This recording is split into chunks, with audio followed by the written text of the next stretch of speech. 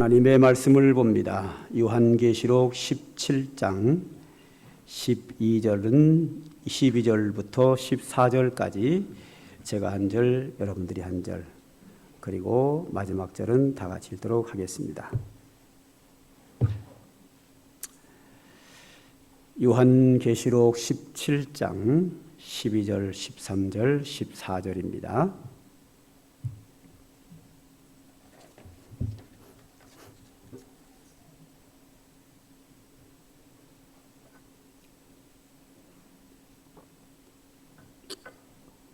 요한계시록 17장 12절 제가 먼저 읽습니다. 내가 보던 열뿔은 열 왕이니 아직 나라를 얻지 못하였으나 다만 짐승과 더불어 임금처럼 한동안 권세를 받으리라.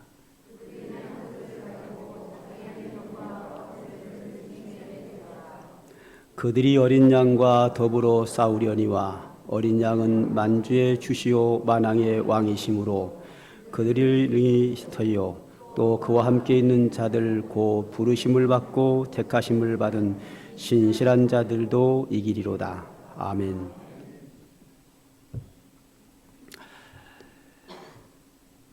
이스라엘 백성들이 광야 생활을 마치고 요단강을 건너갔습니다. 그리고 여리고성을 향하여 전진하고 있습니다. 여리고성을 점령해야 될 사명이 그들에게 주어졌습니다. 이스라엘 백성들은 광야 생활 40년 동안을 통하여 지쳐 있었고 무기도 별로 없고 특별한 군대가 조직되어 있지도 않습니다. 그 이스라엘의 연약한 군대를 가지고 여리고성을 무너뜨린다고 하는 것은 전혀 불가능한 이야기입니다. 그런데 하나님께서 여호수아에게 말씀하십니다. 매일 한 바퀴씩 돌고 일곱째 날은 일곱 바퀴를 돌고 외치라. 나팔을 불고 항아리를 깨트리고 횃불을 치켜들며 외치라. 그러면 여리고성이 무너지리라. 어처구니 없는 이야기이긴 하지만 하나님이 말씀하셨기에 하나님의 명령이셨기에 여호수아는 순종하고 이스라엘 백성들은 여호수아의 말에 순종하여 매일같이 하루에 한 바퀴씩 7일간을 돌되 일곱째 날은 일곱 바퀴를 돌고 외쳤습니다. 그런데 가나안 땅에서 가장 크고 두꺼운 여리고성이 그들이 외친다고 하여 그 자리에서 무너져 내렸습니다. 현실적으로 도무지 불가능한 사건이 일어난 겁니다. 한 바퀴씩 돌고 일곱 바퀴 돌고 외친다고 무너지리라고 생각하는 사람은 아무도 없었습니다. 상식에 맞지 않고 과학적으로 맞지 않고 경험적으로 맞지 않고 역사적으로도 그런 일은 한 번도 존재한 적이 없습니다. 믿을 수 없는 사건이지만 순종할 수 없는 사건이지만 하나님이 말씀하셨기에 그들은 순종했고 순종함으로 말미암아 여리고성이 무너졌습니다. 그들은 하나님을 믿고 신뢰하고 순종함으로 여리고성이 무너졌는데 그들이 믿고 순종한다고 여리고성이 무너진 이유는 뭘까요? 그들은 믿고 순종한 것밖에 없습니다. 그런데 여리고성은 무너져 내렸습니다. 여리고성이 왜 무너졌을까요? 우리는 쉽게 이렇게 대답할 수 있습니다. 하나님이 하셨지요. 예, 정답입니다. 하나님이 하셨습니다. 하나님이 어떻게 하셨을까요? 그 이유가 여호수아서에는 나와 있습니다. 이스라엘 백성들이 여리고성으로 가고 있을 때에 거기에 어떤 한 멋진 남성이 칼을 차고 서 있었습니다. 여호수아가 앞장서서 이스라엘 백성들을 이끌고 여리고성을 향하여 가고 있는데 한 멋지고 체격이 좋은 남성 한 분이 칼을 차고 있기에 여호수아는 그 사람을 만나서 물어봅니다. 당신은 누굽니까? 당신은 여기에 왜 서 있습니까? 당신은 우리 편입니까? 우리가 무너뜨리러 가는 여리고성 사람들 편입니까? 당신은 어느 쪽 사람인데 우리의 가는 길을 막고 있습니까? 라고 여호수아가 물어봤습니다. 그랬더니 그분이 하시는 말씀이 나는 여호와의 군대 대장으로 지금 왔느니라. 여호와의 군대 장관이라는 겁니다. 여호와의 군대의 대장이라는 겁니다. 내가 여호와의 군대의 대장이다라고 말씀하시는 겁니다. 그때 여호수아는 그 앞에 엎드려 절하고 이렇게 말합니다. 내 주여 종에게 무슨 말씀을 하시렵니까? 다 순종하겠나이다. 이런 일이 여리고성으로 가는 길에 있었습니다. 여호수아가 만난 여호와의 군대 대장, 이분은 여호와의 군대의 대장이라고 했기 때문에 대장에게는 병사들이 있습니다.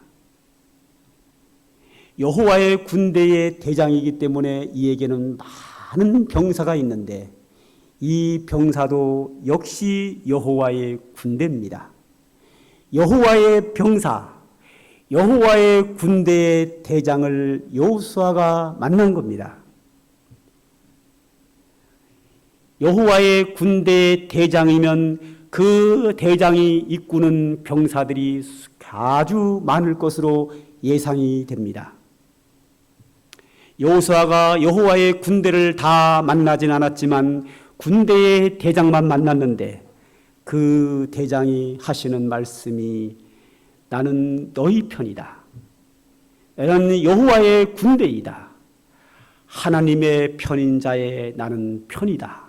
라는 겁니다. 이제 답이 나왔을 겁니다. 이스라엘 백성들은 여리고성을 한 바퀴씩 돌고 일곱째 날 7바퀴 돌고 외쳤는데 그들이 한 것은 하나님을 믿고 신뢰하고 순종한 것밖에는 없고 그들이 순종한다고 해서 여리고성은 무너지지 않습니다. 그들은 하나님을 믿고 하나님 말씀에 순종했을 뿐이고 여리고성을 무너뜨린 것은 이스라엘 백성들의 외침 때문에 무너진 것이 아니고 제사장들이 나팔을 불었다고 해서 나팔 소리에 의해서 여리고성이 무너진 것은 아니고 바로 여호와의 군대의 대장이 그의 병사들을 통하여 여리고성을 무너뜨리는 줄 믿으시기 바랍니다. 이 여호와의 군대의 병사들은 천군 천사입니다. 하늘의 군대입니다. 이 영적인 존재, 인간의 눈에는 보이지 않습니다.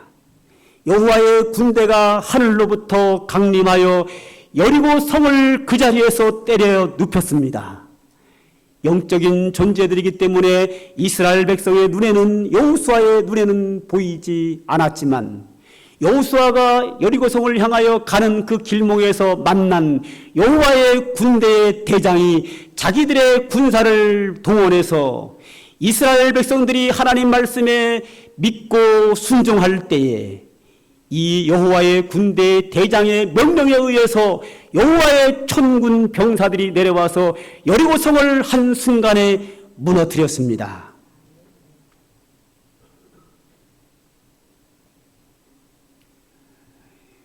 우리는 육의 눈을 가지고 있어서 땅의 것만 보입니다.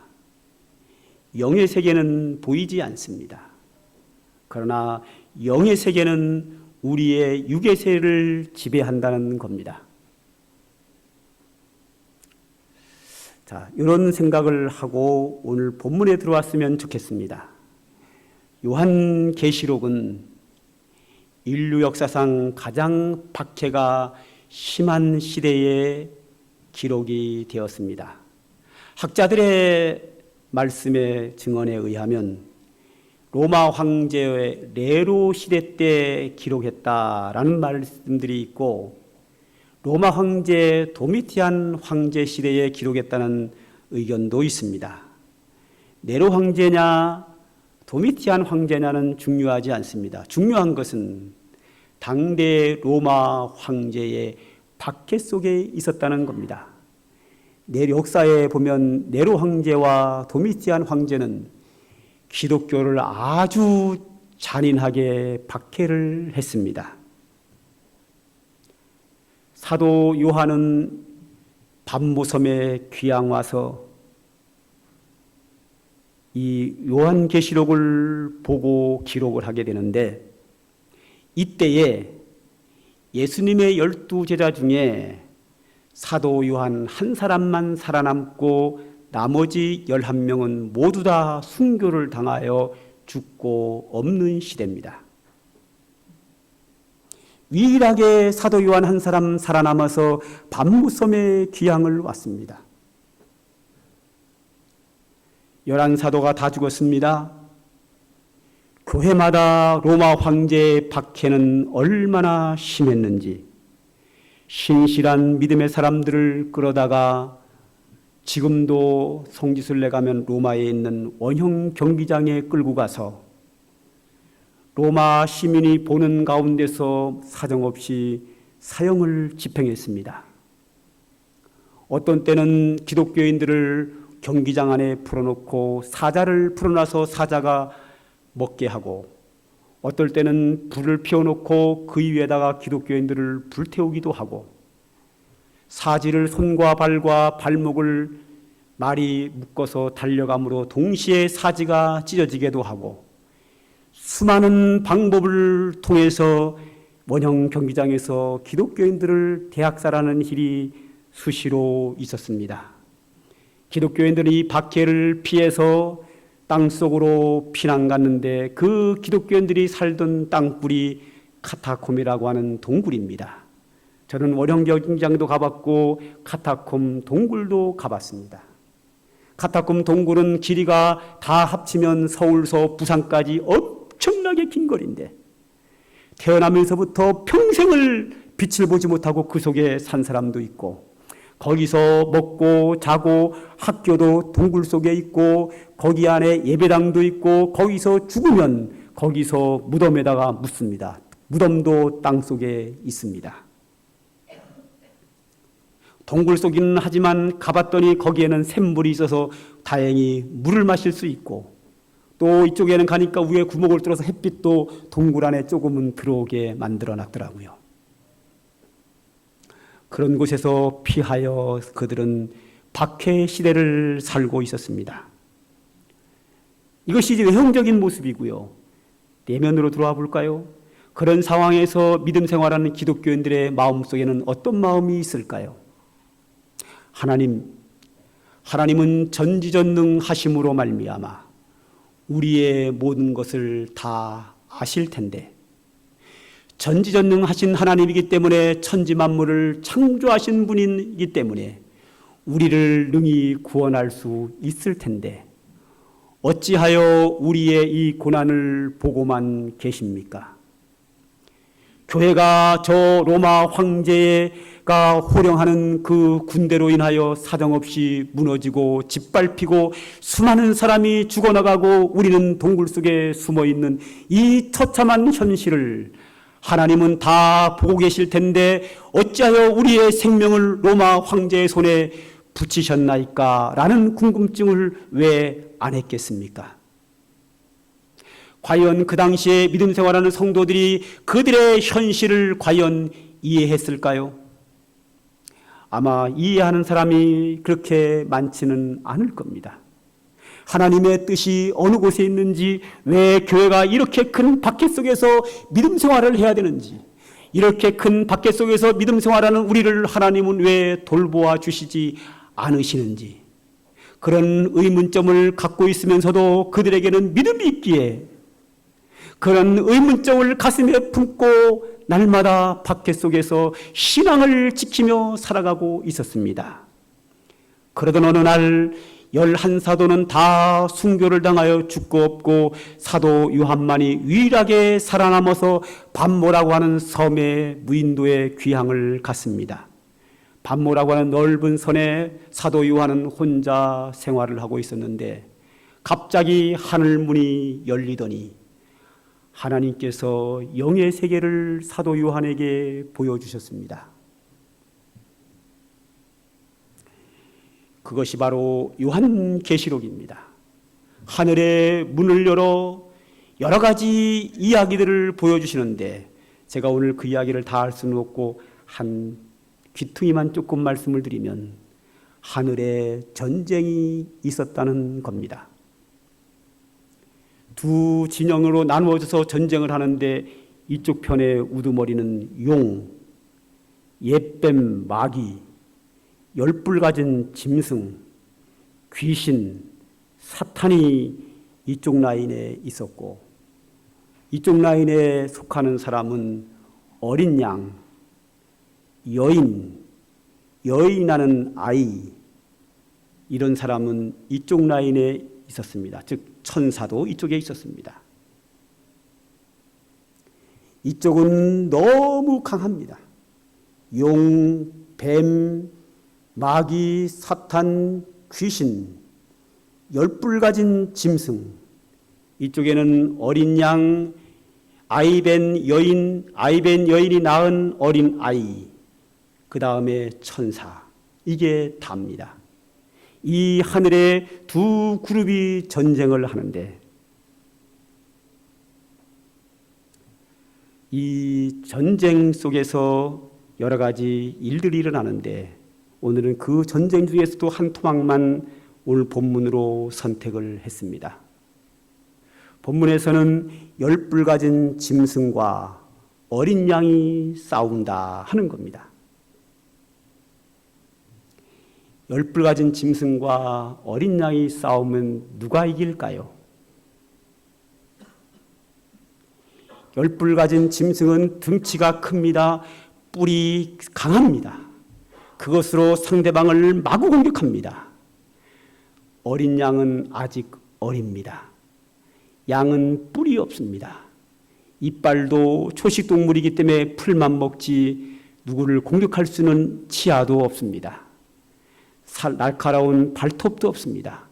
빨리 달리지도 못하고 힘도 없습니다. 이 전쟁은 당연히 어린 양이 지는 싸움입니다.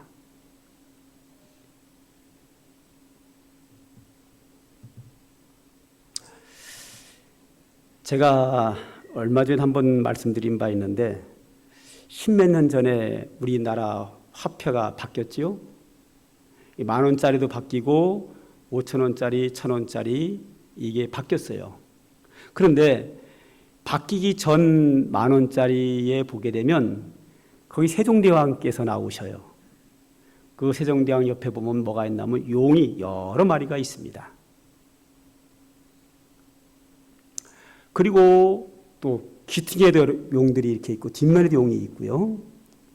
1,000원짜리를 보게 되면 귀퉁이에 짐승이 나오는데 뿔이 세어보면 딱 10개입니다. 다 요한계시로 나오는 짐승들입니다. 뿔이 10개인 짐승은 1,000원짜리에 있고 요한계시로 용은 10,000원짜리에 있습니다. 그런데 이것이 화폐가 바뀌면서 새로 디자인하면서 겉보기에는 그대로 세종대왕이고 1,000원짜리는 그대로 태계 이황인데 용이 빠져나가고 열불 가진 짐승도 빠져나간 거예요. 야, 나 그걸 보고 깜짝 놀랐어요. 조폐공사에 계시는 높은 직에 앉아있는 그 디자인하는 분이 아마 신실한 믿음의 사람 장로님이 아닌가 저는 그렇게 생각을 해요. 그게 불가능한 거거든요. 난 누가 했는지는 몰라요. 아직도요. 소문도 안 나고요. 참 너무 보고 싶어요. 너무 훌륭한 분이에요. 그분의 그 일은 서울에 막 수만 명 목회하는 목회자보다 더 훌륭한 일이에요. 대한민국 모든 사람들이 가지고 있는 그 지폐에 미국 달러에는 뭐라고 써 있죠? 우리는 하나님을 믿습니다. 라는 것이 영어로 써 있는데 우리나라 지폐에는 용, 본문에 나오는 열불 가진 짐승 이런 게 나왔단 말이죠. 그런데 이것을 싹 빼버렸어요. 디자인하는 분이. 야, 그러니까 불신자들이 몰라요. 빠졌는지도 몰라. 왜? 그림이 그대로거든. 얼마나 지혜롭고 얼마나 훌륭한 분인지 난 그분을 너무너무 존경해요. 얼굴도 몰라, 이름도 모르고, 이름도 몰라요, 성도 몰라요, 아무것도 몰라요. 그러나 너무 존경해요. 한번 뵀으면 좋겠어요. 제 만나면 엎드려 절하고 싶어요. 그분한테. 너무 훌륭한 분이라서.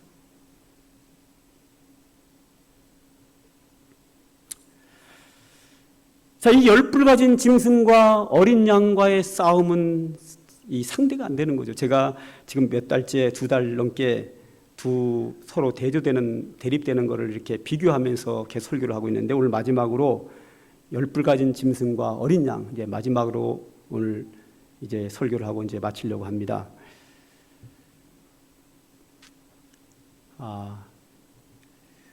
우리가 사무엘 상에 보게 되면 블레셋과 이스라엘과 전쟁하는 중에 골리앗과 다윗이 싸우게 돼요.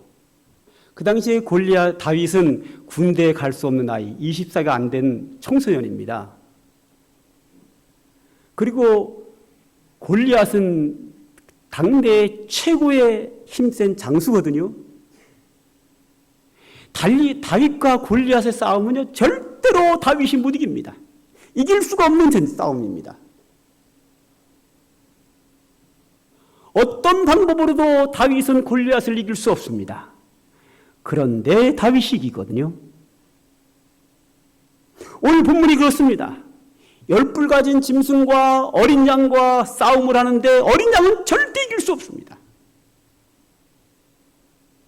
가능성 제로입니다. 제로의 가능성인데, 확률 0%의 승리의 가능성인데, 이 성경에 보면 14절에 보죠. 그들이 어린 양과 더불어 싸우려니와 어린 양은 만주의 주이시오 만왕의 왕이심으로 그들을 이기실 터이요. 또 그와 함께 있는 자들 곧 부르심을 받고 택하심을 받은 신실한 자들도 이기리로다. 할렐루야. 영의 세계를 하나님이 사도 요한에게 보여주셨는데, 영적 전쟁이 있는데 열불 가진 짐승과 어린 양이 싸우는데 어린 양이 이겼다는 거예요. 영의 세계에서 이겼다 이거죠. 자, 이 영의 세계가 그대로 비춰지는 게 육의 세계인데, 열불 가진 짐승은 로마 황제 10명을 말합니다. 그 권세와 권력은 힘은 대단하거든요. 그 10명의 권력 있는 로마 황제와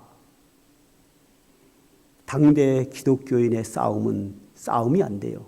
어떻게 기독교인이 그 황제를 이깁니까? 못 이기는 거예요. 무조건 로마 황제가 이기는 싸움이에요. 그래서 교회가 수많은 사람이 죽어요. 피를 흘려요.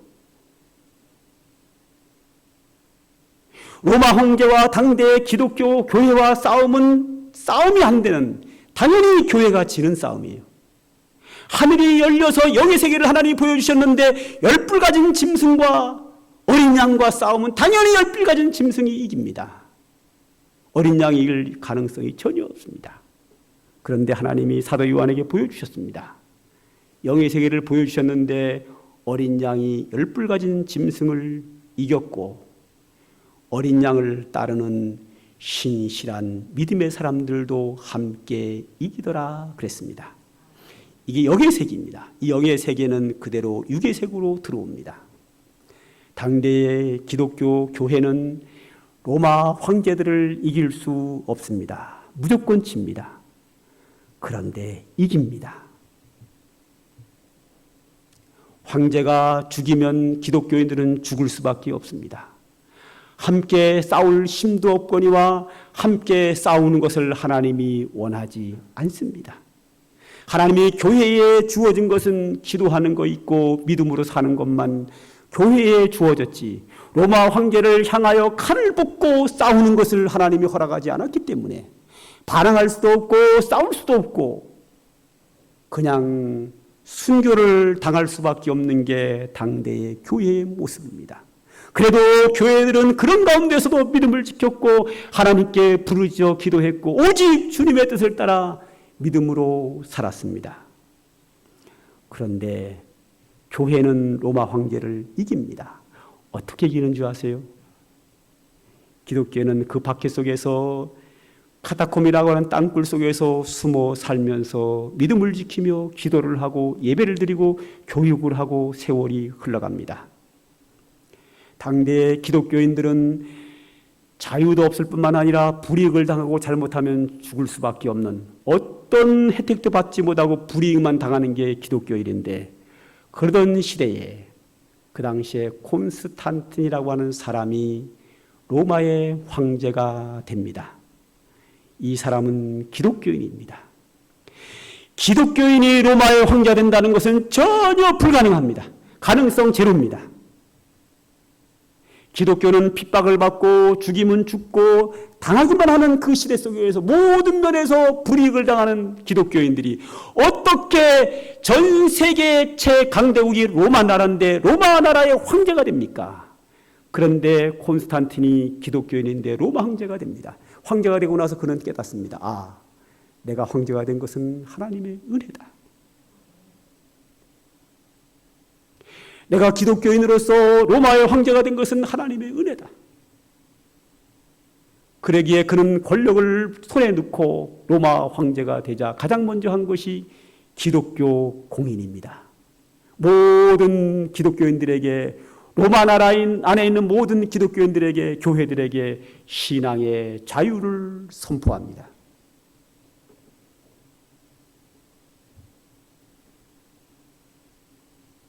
박해가 끝났습니다. 마음대로 전도할 수 있고 기도할 수 있고 하나님을 찬양할 수 있는 시대가 돌아왔습니다. 콘스탄틴 대제는, 황제는 너무 기뻐 감사해서 거기서 끝나는 게 아닙니다. 기독교 장려 정책을 펴니다. 그래서 제가 거기 어디요? 갑자기 생각이 안 나네. 거기 성지를 갔는데 콘스탄틴이 그 지은 예배당을 봤는데요. 어마어마하게 큽니다. 기독교 장려 정책으로 아주 거대하게 정말 멋진 교회당을 건축했습니다. 그리고 기독교를 아주 극도로 후원합니다. 세월이 흘러서 1300년대에 돌아오면 로마 나라 전체가 다 예수를 믿습니다. 할렐루야. 누가 로마가 그렇게 될 줄 알았겠습니까? 누가 어린 양이 10뿔 가진 짐승을 이길 줄 알았겠습니까? 그렇게 역사상 가장 박해가 심한 로마 나라 전체가 예수 믿을 줄 누가 알았겠습니까? 오늘 성경은 말씀하십니다. 그들이 10뿔 가진 짐승이 어린 양과 더불어 싸우려니와 어린 양은 만주의 주이시요 만왕의 왕이심으로 그들을 이기실 터이요 그와 함께 있는 자들 곧 부르심을 받고 택하심을 받은 신실한 자들도 이기리로다. 누가 이겨요? 신실한 자들이 이긴다. 어린 양은 예수님을 상징합니다. 예수님을 말씀합니다. 그리고 그 어린 양을 따르는 성도들은 신실한 성도들입니다. 성도는 신실해야 합니다. 우리는 영의 세계를 바라봐야 합니다. 육의 세계만 바라보고 오늘 먹고 마시고 여기만 바라보면 안 됩니다. 육의 세계를 살아가는 우리의 삶 속에는 영의 세계가 있다는 것을 기억해야 합니다. 지난주에도 말씀을 드렸습니다. 명절을 만나 친족분들을 만나지요. 그러면 우리나라 기독교가 10%밖에 안 되니까 19은 예수 안 믿어요. 예수 안 믿는 사람은 전부 다 제사 지냅니다. 천주교도 제사 지내고요. 다 기독교인 빼고는 다 제사 지내요. 그러면 종교가 다르고 그렇다고 해서 그들과 싸우면 지는 거예요. 그들이 우리에게 제사를 강요한다고 해서 그분들과 싸우면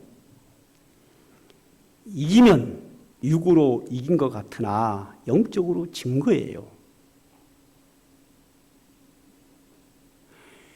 교회는 오른뺨을 치면 왼뺨을 돌려대는 게 교회입니다. 성도는 신실한 자들이어야 합니다. 신실하다는 말이 뭐죠? 신실하다는 말은 진실하다, 거짓됨이 없다, 흔들림이 없다, 악이 없다, 선하다, 성실하다, 옳은 길을 꾸준히 간다 하는 게 신실한 거거든요. 옳은 길을 가다가 어려우면 옆으로 비껴나면 신실한 게 아니에요. 옳은 길을 가다가 편한 길로 타협하면 신실한 게 아니에요. 신실하다는 것은 부지런히 열심히 죄와 타협하지 않고 진실하게 진리의 길을 꾸준히 가는 것을 신실하다고 합니다. 할렐루야. 성도는 신실해야 합니다. 오른밤을 치면 왼밤을 돌려대고, 박해를 당할지언정 서로 싸우지 아니하고, 믿지 않는 사람과 싸우는 순간 이기는 것 같으나 우리는 불신자에게 진 겁니다. 우리는 이미 사탄에게 진 거예요. 어린 양은 10배 가진 짐승을 절대 공격하지 않습니다. 어린 양은 10뿔 가진 짐승에게 당하기만 합니다. 그러나 어린 양이 승리합니다. 교회는 세상 사람들과 육의 싸움을 하지 않습니다. 핍박을 당하고 공격을 당하고 불이익을 당하지만 결국에는 승리합니다. 신실한 성도들을 통하여 승리합니다. 성도라고 해서 다 신실한 건 아닙니다. 성도라고 해서 다 진실한 게 아닙니다. 중간에 세상과 타협하고 중간에 배반하고 중간에 바뀌면 신실하지 못한 사람은 세상을 이길 수 없습니다. 영적 전쟁에서 절대 승리할 수 없습니다. 성도는 신실함으로 사탄과 싸워서 이깁니다. 어린 양은 10뿔 가진 짐승과 신실함으로 이깁니다. 성도는 용과의 싸움에서 신실함과 진실함과 거룩함과 착함으로 용과 싸워 이깁니다. 그러므로 어떤 상황에서든지 불신자와 싸우면 우리는 영적 전쟁에서 실패한 겁니다. 싸우지 마십시오. 용서하십시오. 그들의 못난 모습, 나를 공격하는 모습을 우리는 그리스도의 사랑으로 품어야 합니다.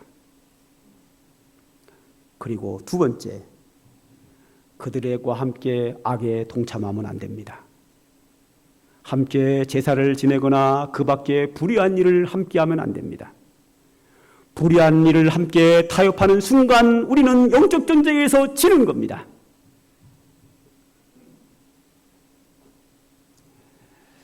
열뿔 가진 짐승과 싸우는 예수 그리스도를 왜 어린 양이라고 비유했을까요? 어린 양은 하나님의 백성을 구원하기 위해서 십자가에 피 흘려 돌아가신 예수 그리스도를 말합니다. 우리 그런 얘기 잘하죠. 희생양이 되었다는 말 하죠. 희생양은 양이 피 흘려 죽고 우리를 구원하는 겁니다. 예수님이 희생양, 어린 양으로 십자가에 박혀 죽으셨습니다. 우리는 남을 흘리는 게 아니라 내가 피 흘림으로, 어린 양은 자기가 죽음으로, 어린 양은 피를 흘림으로, 자신이 희생됨으로 우리를 구원하는 것이 어린 양 대신 세상 죄를 지고 가는 하나님의 어린 양 예수 그리스도십니다. 우리 눈에는 육의 세계만 보입니다. 우리는 이 육의 세계, 이 땅에 살면서 영적인 세계가 있다는 것을 기억해야 합니다. 영적 전쟁이 있다는 것을 기억해야 합니다. 내가 어떻게 육의 세계에서 어떻게 사는 것이 영적 전쟁에서 승리할까? 오늘 성경이 가르쳐줍니다. 신실한 성도입니다. 신실한 자들도 어린 양과 더불어 이기리로다. 할렐루야.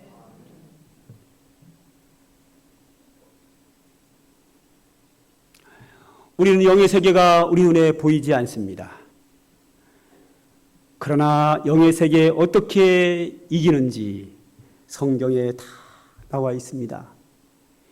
믿음으로 하나님 말씀에 순종함으로 외칠 때 여리고성이 무너진 같이 우리가 이 세상에 살면서 영적인 세계가 보이지 않고 여호와의 군대가 보이지 않고 열불 가진 짐승이 보이지 않고 어린 양이 눈에 보이진 않지만 하나님의 말씀을 믿고 그 말씀대로 순종할 때 영적으로 우리는 승리하는 줄 믿으시기 바랍니다.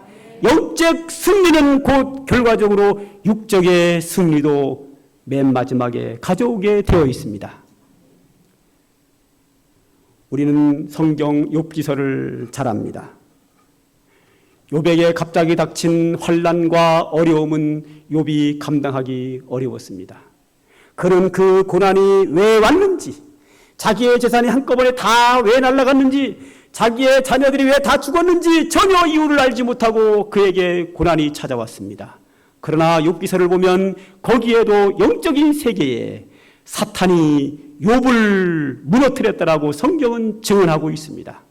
그러나 욥의 눈에는 사탄은 보이지 않습니다. 육의 것만 보입니다. 재산이 날아가고 자녀가 다 죽고 자기 몸이 병든 것만 보입니다. 그런 가운데서 그는 믿음으로 삶으로 말미암아 하나님께서 이 영적 전쟁에 욥으로 하여금 승리케 하시고 회복의 축복을 갑절로 주신 줄 믿으시기 바랍니다.